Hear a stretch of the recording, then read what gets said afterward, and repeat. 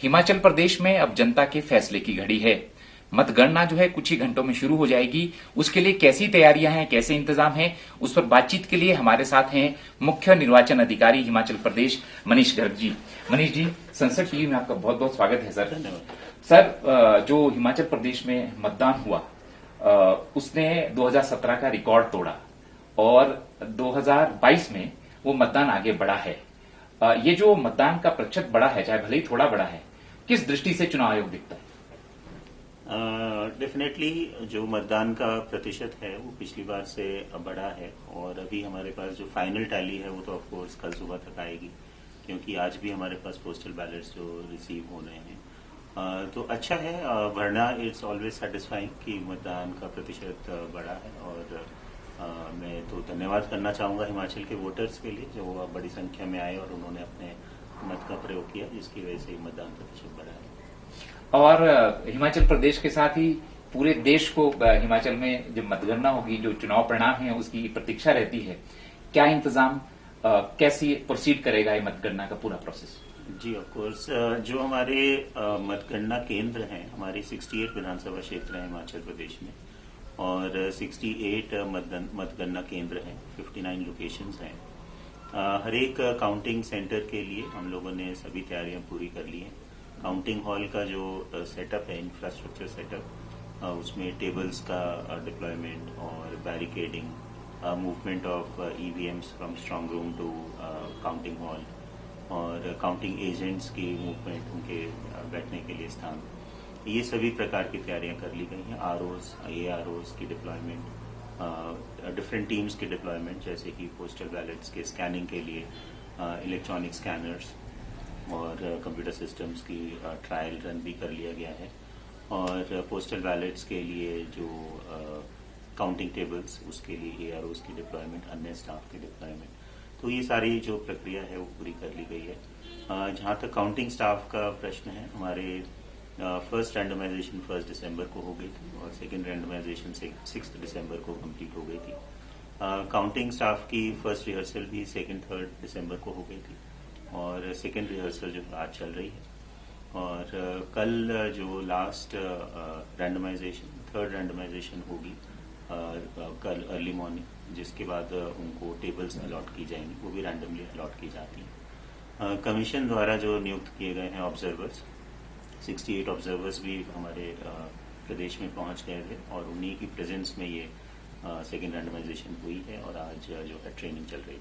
जी मनीष गर्ग जी, क्योंकि postal ballot से शुरुआत होती है मतगणना की, कब तक हिमाचल प्रदेश में, क्योंकि अब तो ईवीएम है और सारी चीजें हैं, क्या अनुमान रहता है चुनाव आयोग की तरफ से कि कितने समय में हमारे पास 68 विधानसभाओं के परिणाम सामने होंगे?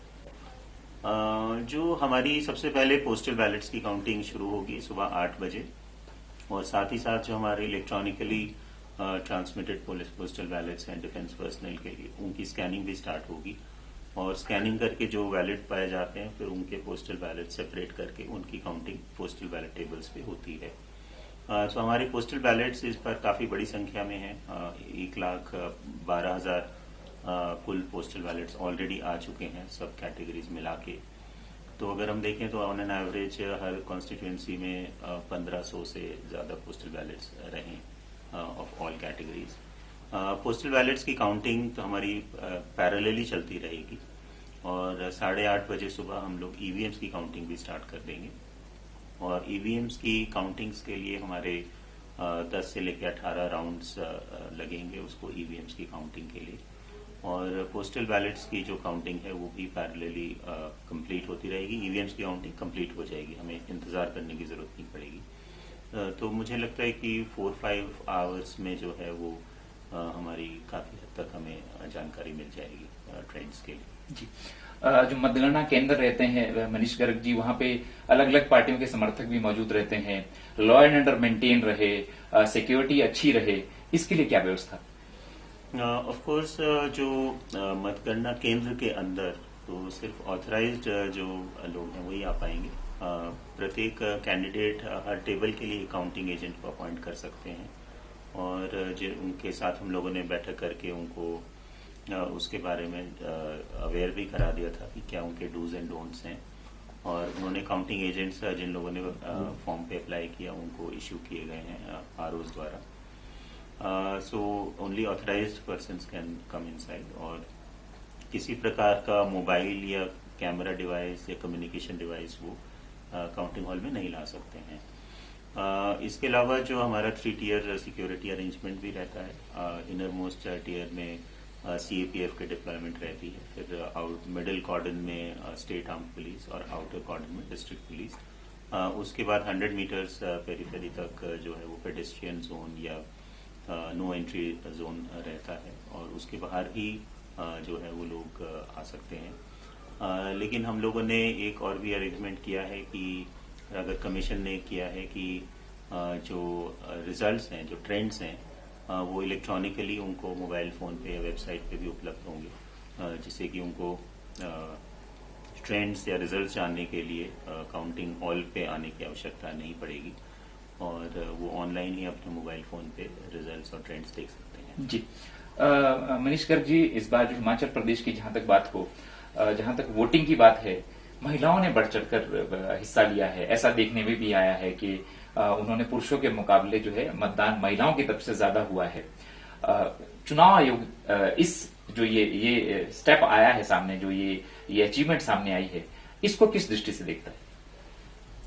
जी डेफिनेटली ये बड़ा अच्छा एक बदलाव है, एक सुखद है कि हमारे राज्य की जो महिलाएं हैं वो काफी जागरूक हैं और बड़ी संख्या में मतदान करती हैं।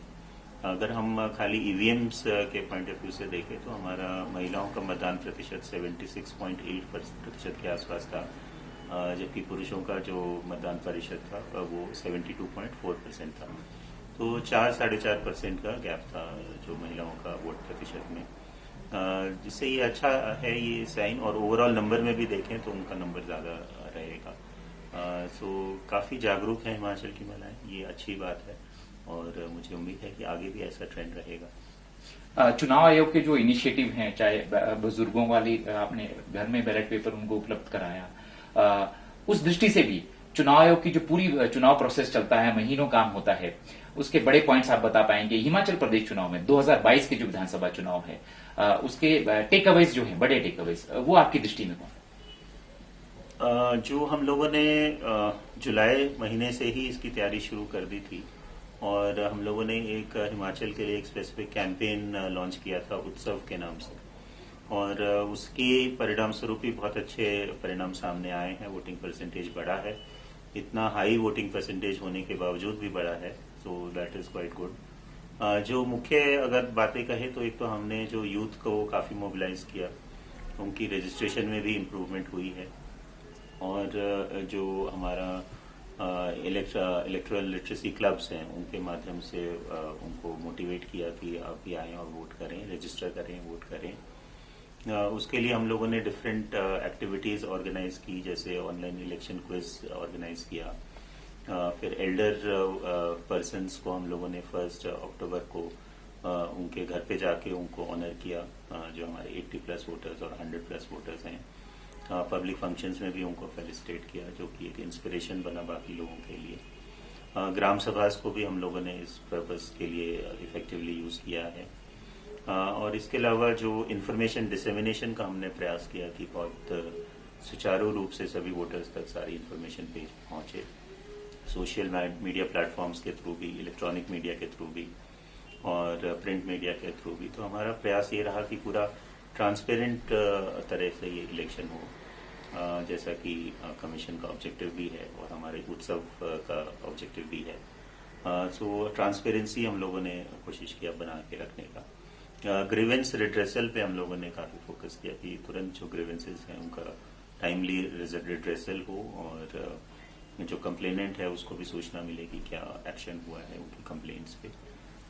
इस प्रकार ऑफ कोर्स जो पोस्टल बैलेट्स होम वोटिंग का जो एब्सेंटी वोटर्स के लिए जो प्रोविजन किया गया था, पूरे स्टेट में तो ऑफ कोर्स इस बार फर्स्ट टाइम ये इंट्रोड्यूस हुआ था, और बड़ी संख्या में इसमें जो बुजुर्ग मतदाता और पीडब्ल्यूडी वोटर्स ने पार्ट लिया, और ऑलमोस्ट 97% जिन्होंने भी उसको, जो जिनको भी पोस्टल बैलेट्स इश्यू हुए थे, तो हमारी टीम्स ने जाके, पोलिंग टीम्स ने जाके उनके वोट्स उनके घर पे ही कैप्चर किए, जिसका भी अच्छा रिस्पॉन्स मिला है। सो कुल मिला के आई थिंक अच्छा ये एक्सपीरियंस रहा, और सबसे अच्छी बात है कि आउटकम ये रहा कि हमारी वोटिंग परसेंटेज बढ़ी है पिछली बार जी। से। तो जैसा सीईओ हिमाचल प्रदेश मनीष गर्ग जी ने कहा कि हिमाचल प्रदेश में जो है वो मतदान प्रतिशत वो बढ़ा है, और समाज के सभी वर्ग, चाहे महिलाएं हों चाहे बुजुर्ग हों, उन्होंने इस लोकतंत्र के पर्व में बढ़ चढ़कर हिस्सा लिया है। और अब मतगणना की बारी है, और उसके लिए भी चुनाव आयोग की तरफ से पूरी तैयारियां हैं, चाहे वो सुरक्षा की दृष्टि से हो, चाहे काउंटिंग की दृष्टि से हो। हर दृष्टि से चुनाव आयोग मतगणना के लिए पूरी तरह तैयार है। पवन कुमार शर्मा, संसद टीवी, शिमला, हिमाचल प्रदेश।